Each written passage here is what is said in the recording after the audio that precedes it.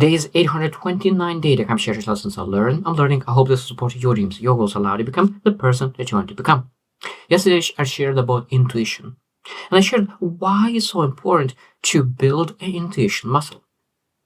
Why it's so important to share and build that intuition. So today we'll share how to build intuition muscle. Because if you know that it's very, very important to make decisions based on intuition and really to develop intuition. So we need to understand, okay, how we're able to work on building that muscle, because intuition is a muscle. If you never made decisions based on intuition, at the beginning it could be very uncomfortable. Because always it's very uncomfortable when you do something for the first time. Because if you have a tendency to really analyze, research, look for all the data, and finally you say, okay, maybe I need to try and make a decision based on intuition. First time you'll feel very, very uncomfortable.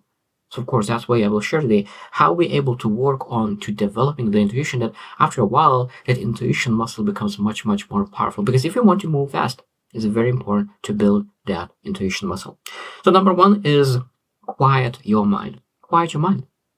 We're not able to really listen to intuition because our brain is just moving on 1,000 miles per hour speed.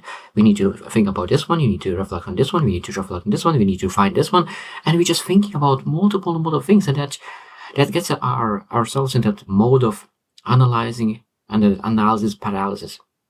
So sometimes if we want to really listen to intuition, we just need to be still, quiet our mind, and really, what is our intuition saying? What is supposed to do right now? And when you're able to really quiet your mind and really just sit down still, sometimes you will get the answer rather than really going after all the things at the same time. Because sometimes all you need to do is just being able to sit still. It's very, very powerful, and you're able to control that. Because I remember when the first time I did meditation, and I learned that meditation is something that you're able to really put yourself still and say that I am in control of my body, and I will make this body sit still.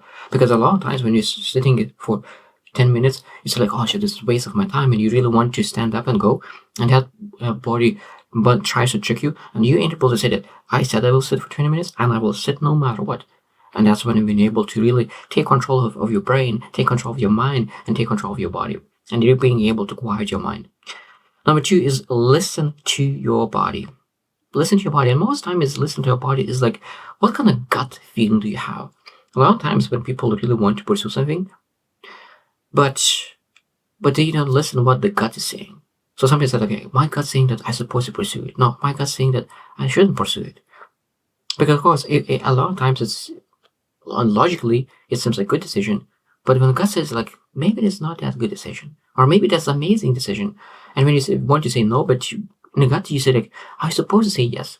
And I think that a lot of times we're supposed to pursue, because a lot of times when I speak with people who really base their decisions on the intuition and gut, they said that 90% gut were saying it was correct, and 10% still like, will be some of them incorrect. So I truly believe that still gut feeling is very, very important to really start to listen to your body, what your body is telling you.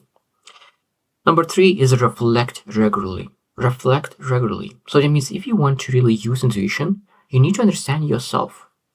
So being able to reflect and set aside and really look into your decisions, your experiences, and really say that, okay, how I make decisions, how those decisions led in what kind of experiences. When you know how your decisions led in what kind of experience, you're able to be a little bit more intuitive based on that.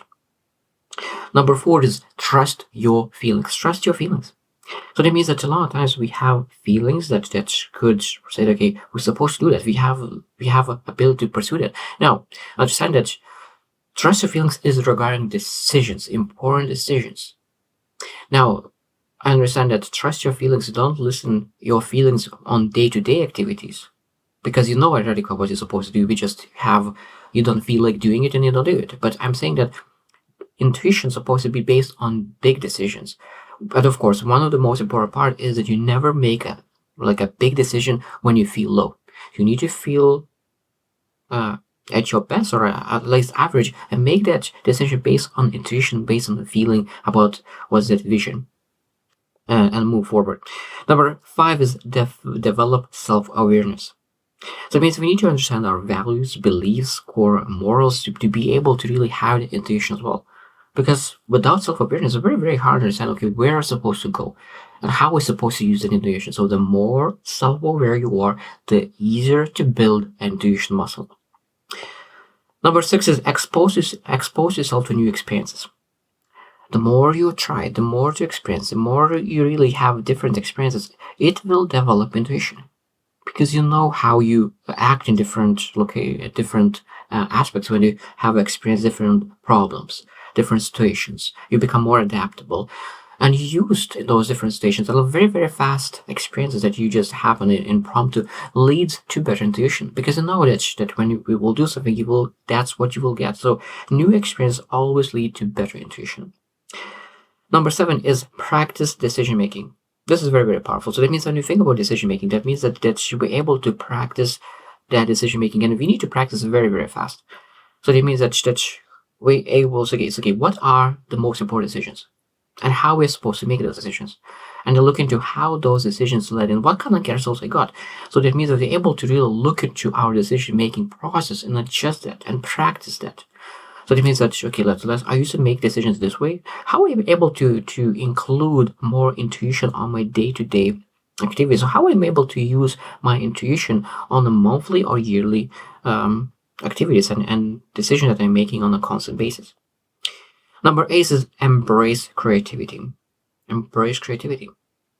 It's a very, very powerful thing, creativity, because it includes your imagination. So that means if you're able to imagine it, that means that it might be that it's a great opportunity to really use intuition. Because intuition is potentially be able to see the things in what you're able to visualize, what you're able to see, what you're able to imagine, even though that your logic says that it's impossible. But your intuition say that look into my creativity, look into my imagination. All the things could be possible if you just really pursue the things that matter. So it's very, very important to embrace creativity. The next one is be open-minded.